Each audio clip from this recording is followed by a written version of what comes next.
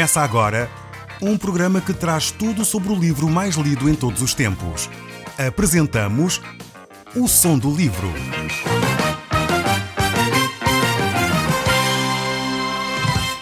Seja muito bem-vindo. Neste podcast vai encontrar o livro mais conhecido e lido em todo o mundo.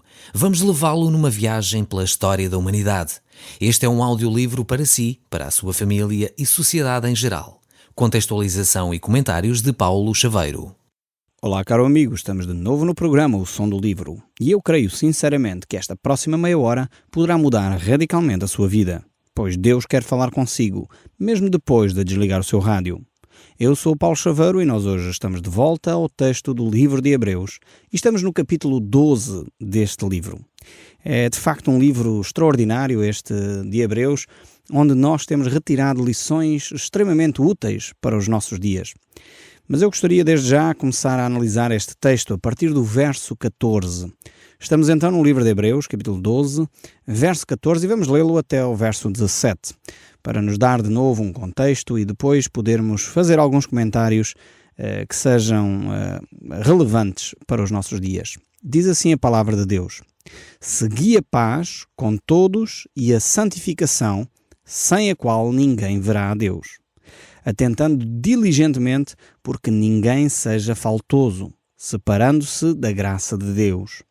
Nem haja alguma raiz de amargura que, brotando, vos perturbe, e por meio dela muitos sejam contaminados. Não haja algum impuro ou profano, como foi Esaú, o qual, por um repasto, vendeu o seu direito de primogenitura. Pois sabeis bem que, posteriormente, querendo herdar a bênção, foi rejeitado, pois não achou lugar de arrependimento, embora com lágrimas o tivesse buscado. Temos aqui, de facto, um texto extraordinário, este aqui que acabamos de ler, e já tivemos a oportunidade de comentar esta passagem, que fala acerca de Esaú, que era um homem que tinha um coração dobre, um coração impuro, um homem que desvalorizava aquilo que era importante. Podemos dizer que Esaú era um homem imediatista, ou seja, analisava as situações, não se preocupava minimamente com o futuro e o que lhe interessava era o momento, o prazer do momento, o satisfazer, a necessidade do aqui e do agora, e realmente Esaú vivia desta maneira. Por isso mesmo ele desprezou algo que era importante, desprezou a sua herança. Este direito de primogenitura tinha a ver com a herança, com os valores que eram passados de pais para filhos, e ele desprezou tudo isso em troca de um almoço, em troca de um jantar. E é esta atitude imediatista, esta atitude do prazer imediato, do aqui e do agora, que leva Esaú a afastar-se dos caminhos de Deus. Eu creio sinceramente que a nossa sociedade, está a sofrer deste mal também. Nós somos considerados a geração do micro-ondas, a geração do telemóvel, do aqui e do agora, e se temos que esperar 5 ou 10 minutos já ficamos, enfim, em stress, andamos a correr de um lado ao outro, isto pelo menos nas grandes cidades, e realmente somos uma sociedade muito semelhante a esta personagem que era Esaú. Muitas vezes trocamos aquilo que é prioritário, aquilo que é de facto valioso, por um momento imediatista do aqui e do agora. Aliás, isso nota-se nos restaurantes de fast food que vão proliferando pelo nosso país. Vamos deixando de ter os grandes repastos que nós tínhamos, como portugueses, a comida portuguesa bem temperada, bem cozinhada, para comermos aquela comida de plástico que se come em 5 minutos, faz-se em 5 minutos, come-se noutros 5 e rapidamente estamos a correr para outra atividade. E isto é a nossa geração. É uma geração, não é uma crítica, é uma constatação que estamos a viver dentro deste espírito imediatista do aqui e do agora. As notícias sabem-se a uma velocidade impressionante e muitas vezes corremos o sério risco de vendermos aquilo que é prioritário. E aqui, se fizermos uma reflexão, vamos analisar que muitas vezes aquilo que é prioritário nós colocamos de parte. Colocamos de parte por causa da profissão, da carreira, do stress, do trânsito, das horas gastas em torno de uma série de coisas e deixamos de valorizar, por exemplo, os nossos filhos, a nossa esposa, o nosso marido, deixamos de ter tempo para estar com eles, deixamos de ter tempo para brincar, para rir, para ser saudáveis, deixamos de ter tempo para nós próprios, para lazer, para nos descontrairmos, apesar de o mundo hoje oferecer milhões de oportunidades para entretenimento. E, na realidade, eu creio que nunca outra sociedade teve tantas opções de entretenimento, tantas opções de lazer como a nossa sociedade. No entanto, nunca se conheceu outra sociedade tão estressada, tão ansiosa, tão angustiada, tão deprimida como a nossa. Já se diz que a doença do século é a depressão.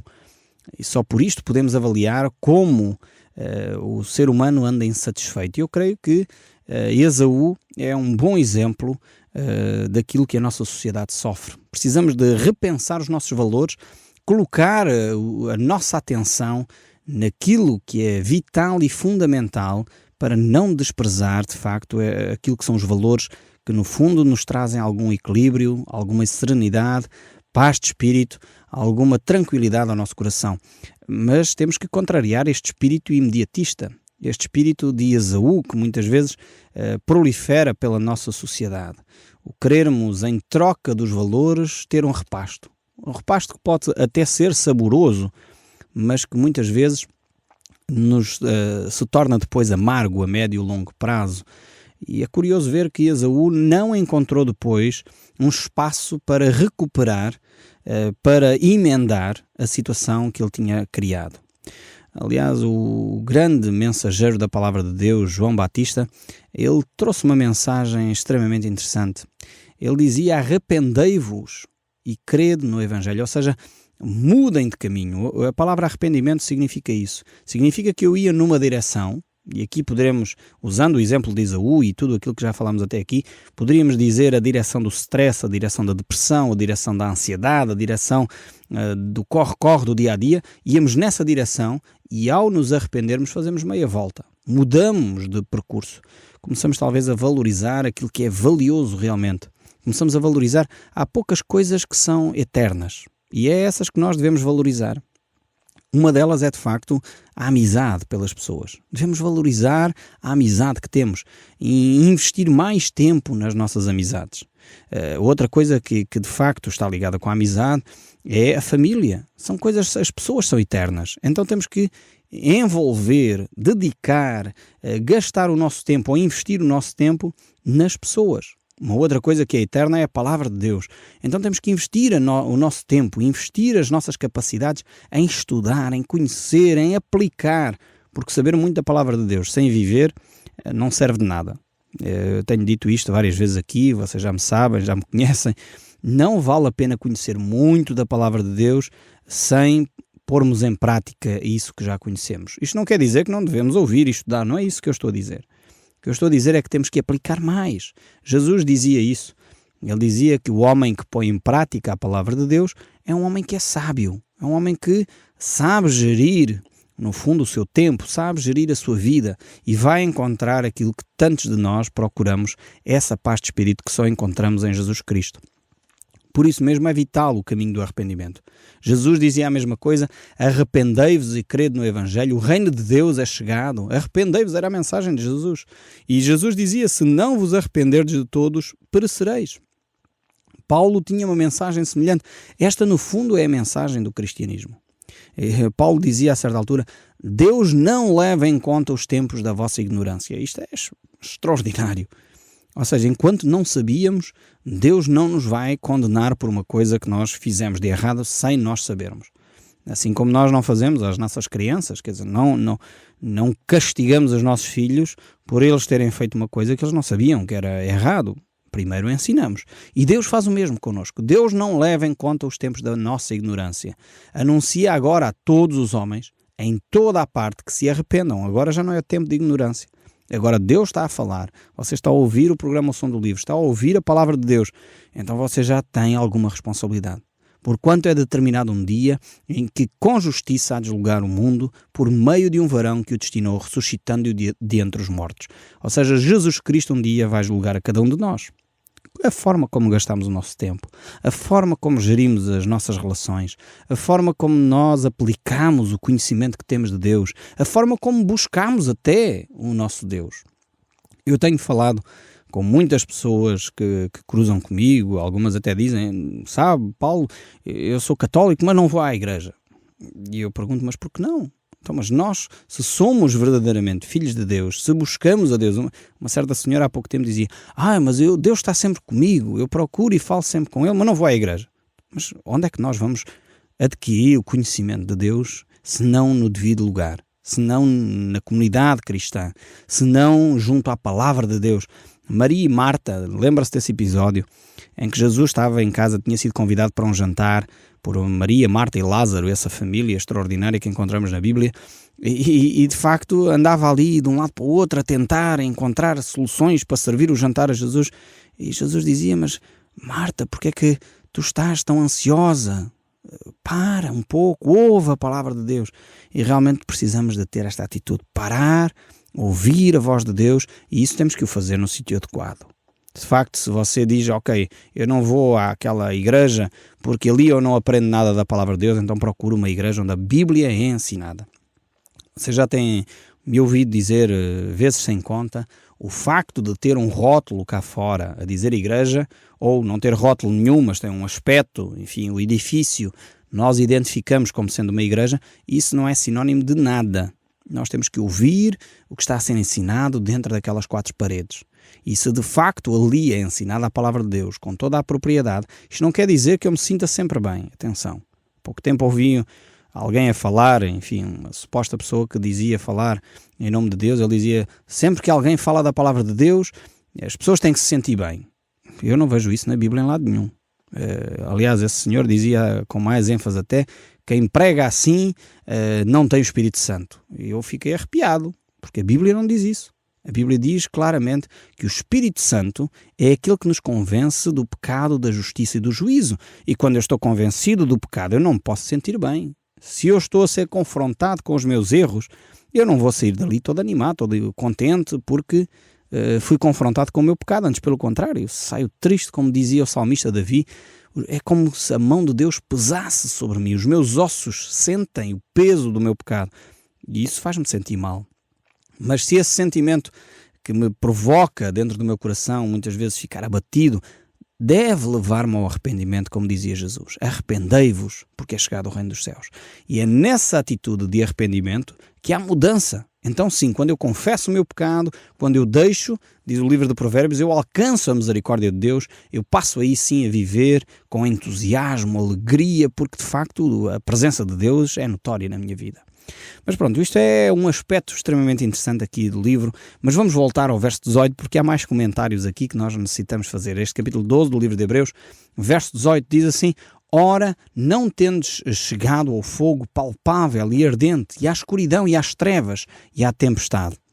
Este versículo aqui descreve-nos então um período, portanto, primeiro falámos de Esaú, que não encontrou este lugar de arrependimento, ainda que buscou com lágrimas, ou seja, o seu coração já estava tão duro que ele não ouvia a voz de Deus, ainda que muitas vezes poderia chorar, e eu já tenho presenciado pessoas assim, choram, mas não se arrependem.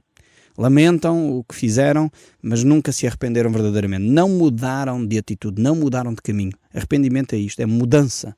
É uma alteração no meu percurso. Então, o encontrar lugar de arrependimento é isto. É eu estar numa direção, não é só chorar e pedir desculpa, mas é dizer eu não volto a fazer. Isto é, de facto, uma mudança de atitude, é o arrependimento que Deus espera de nós.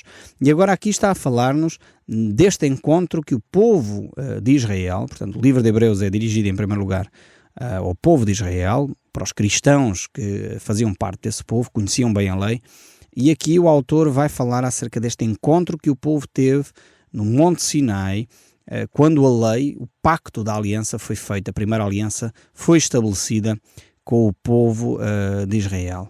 E foi de facto um episódio horrível, as pessoas não se queriam aproximar daquele monte porque estavam atemorizadas. E de facto as pessoas ouviam aquela voz de Deus, o clamor de Deus de lá do alto, e eles não se queriam aproximar porque a montanha era assustadora. E eles ouviam Deus a falar e suplicavam que não lhes falasse mais, falasse através de Moisés, era o que o povo pedia. Tal era o medo, no fundo, que as pessoas ficaram ao ver a presença de Deus. É por isso que Deus não se manifesta face a face com o homem, porque Deus é um Deus de amor.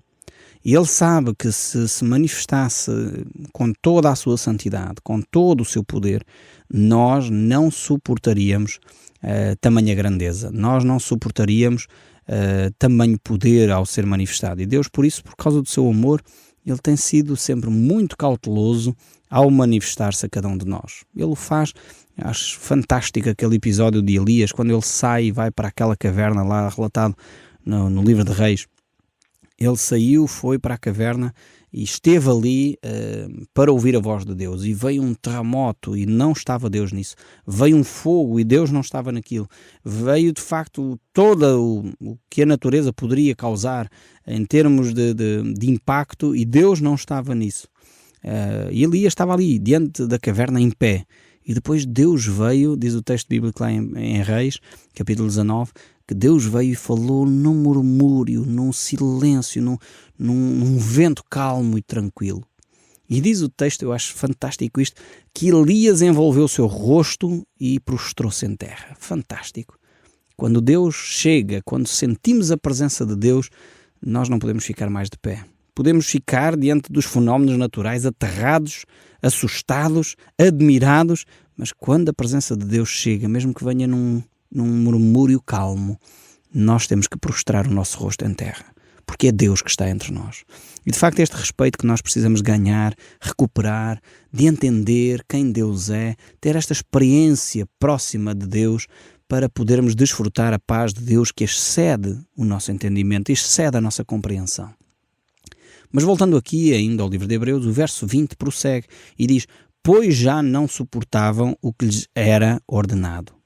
Então, de facto, o povo estava a ser confrontado por Deus e não podia suportar mais aquilo que Deus estava a falar com ele. Por isso eles requeriam que Moisés fizesse a mediação entre Deus e o povo de Israel. E o verso 21 diz: na verdade, de tal modo era horrível o espetáculo que Moisés disse: sinto-me aterrado e trêmulo. O próprio Moisés, que era o líder da nação de Israel, um líder tremendo como não houve outro igual, ainda hoje é de facto uma figura incontornável do povo israelita e de todos os cristãos. Moisés é algo extremamente, um líder extremamente impressionante. Mas mesmo ele, diante deste fenómeno, ele ficava aterrado, pois a manifestação de Deus era tremenda. O verso 22 diz: mas tendo chegado ao monte Sião e à cidade de Deus viva, Jerusalém celestial e a incontável hoste de anjos e a universal assembleia. Aqui temos então o autor a usar uma linguagem figurada, no fundo, para referir-se à igreja. A igreja é esta cidade do Deus vivo, esta Jerusalém celestial. Não tem a ver com uma Jerusalém física, material, feita de pedra, mas de facto é uma Jerusalém espiritual. E depois prossegue, continua: a igreja dos primogênitos arrolados nos céus, e a Deus, o juiz de todos, e aos espíritos que juntos aperfeiçoados, e a Jesus Cristo, o mediador, a nova aliança, e ao sangue da expressão que lhe fala coisas superiores ao que fala o próprio Abel. Aqui temos então a nova aliança, uma nova aliança estabelecida em Cristo Jesus, uma nova aliança estabelecida no sangue de Jesus Cristo, e depois temos aqui a referência de novo a Abel.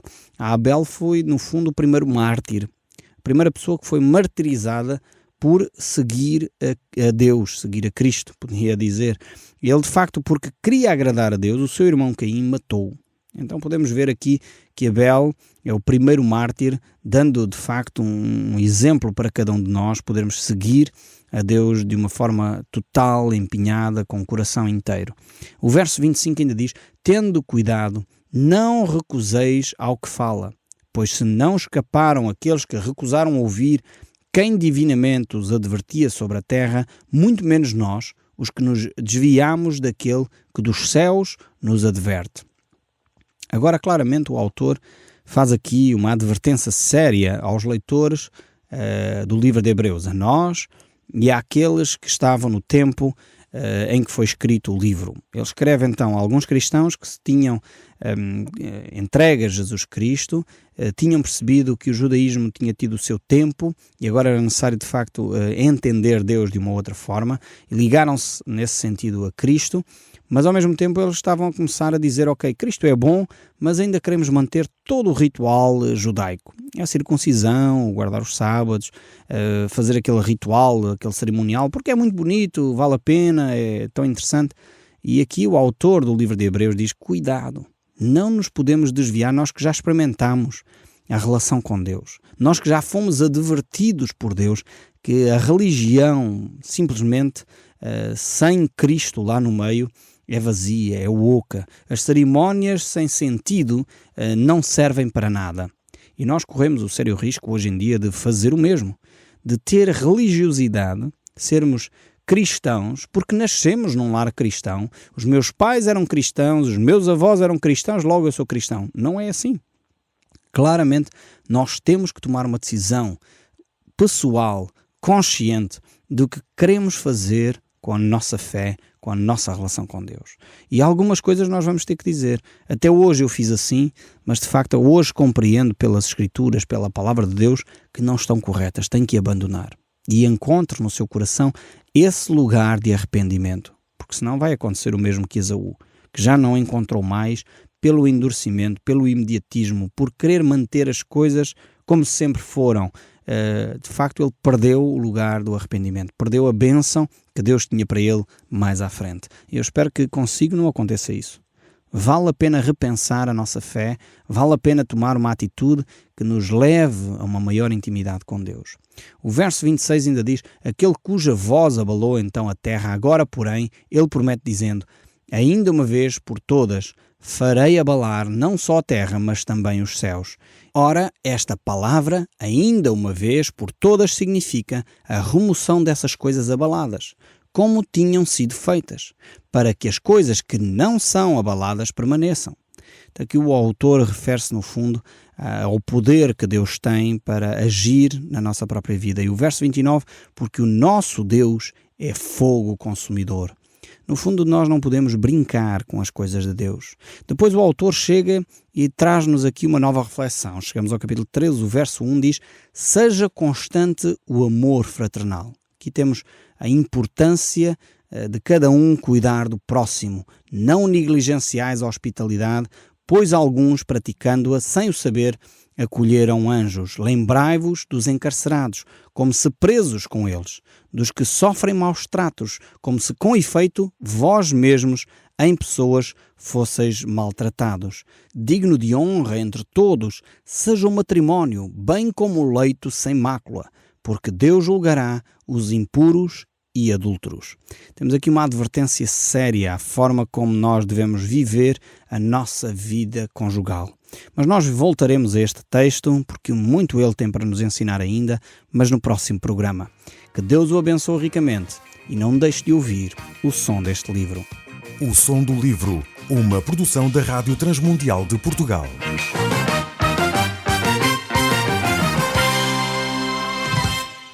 RTM. Conhece todos os nossos programas em rtmportugal.org. Uma produção da Rádio Transmundial de Portugal.